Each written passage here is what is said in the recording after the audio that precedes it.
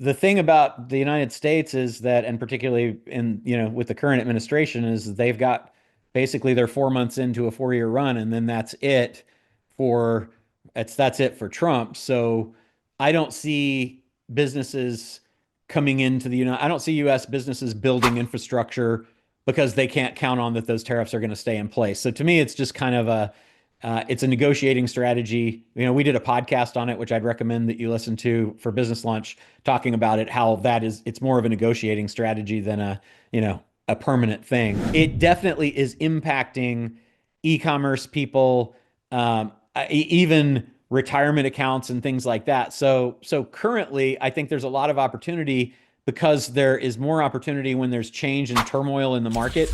And there's a lot of change and turmoil in the market right now. And so I believe that people are still going to buy things.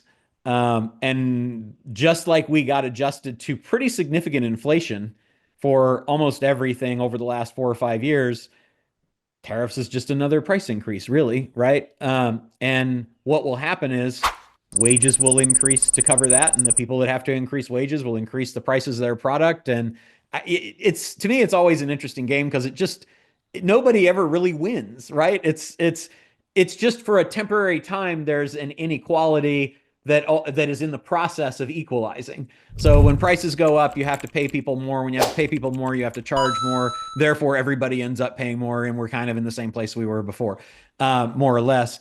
So the opportunity, though, I think, is that panicked sellers in this market, in goods, in anything that's going to be subject to tariffs or impacted by it, that to me makes sense. If I was looking like at a business that's likely to become worth a lot more over the next few years, it's probably customs brokers and freight forwarders and things like that are dealing with the logistics of helping people manage those things, or relocation services that relo manufacturing. Because I've had companies that I'm dealing with right now that are delaying shipment on products 6 months so they can basically reshore their manufacturing to a place that has more favorable tariffs. So those, but I think those are temporary opportunities, like, 2, 3 years, and then we don't know what's going to happen. Maybe the Republicans stay in, maybe they don't. If they don't, it's probably likely to go completely back. If they do, it'll be somewhere less than it is now. It's kind of hard to say.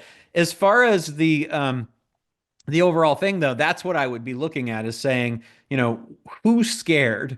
And those are the opportunities to buy low and basically build your profit in as you go. If you can buy a currently cash flowing business that you believe will continue to cash flow around the same level that it has, and it's just somebody that's panicking, and it applies to both of your questions, whether it's tariffs or AI, it's the same result, right? It's disruption. What's the disruption that's coming? What are the perceived threats? And how are people responding to those? Because I would say, like, I probably wouldn't buy a copywriting agency that's writing copy for people because AI is really taking that over. But at the same time, people will still need copywriters for the foreseeable future. And so as long as you are powering your copywriting agency with AI and you understand that pricing might change a little bit, but you'll be able to do a lot more volume. I mean, if I could do 3 times the volume at half the price, I'm still up 50%, right? What part of the market, like if there's, 5 parts of a market, what parts are ahead and behind of the others?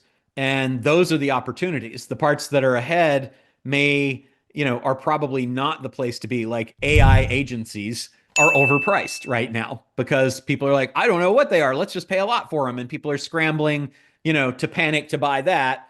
Whereas, maybe a copywriting agency or an e-commerce store, or someone that's got a big business, particularly like a drop shipping business that's based on drop shipping from goods manufactured in China, that would be somebody that's probably panicking at the tariffs.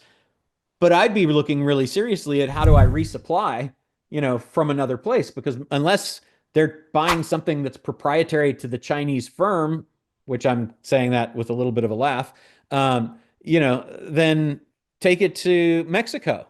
and and maquiadora or something like that. And like those are, and even the opportunity to be creative and say, well, how does the tariff apply to something that's manufactured initially parts in China but's assembled in Mexico? So technically it's manufactured in Mexico, even though some of the components come from this other place. Those are creative opportunities that exist. So I think it's exciting because there's so much going on that's changed in those two areas right now, that AI and tariffs, that there's a tremendous amount of opportunity.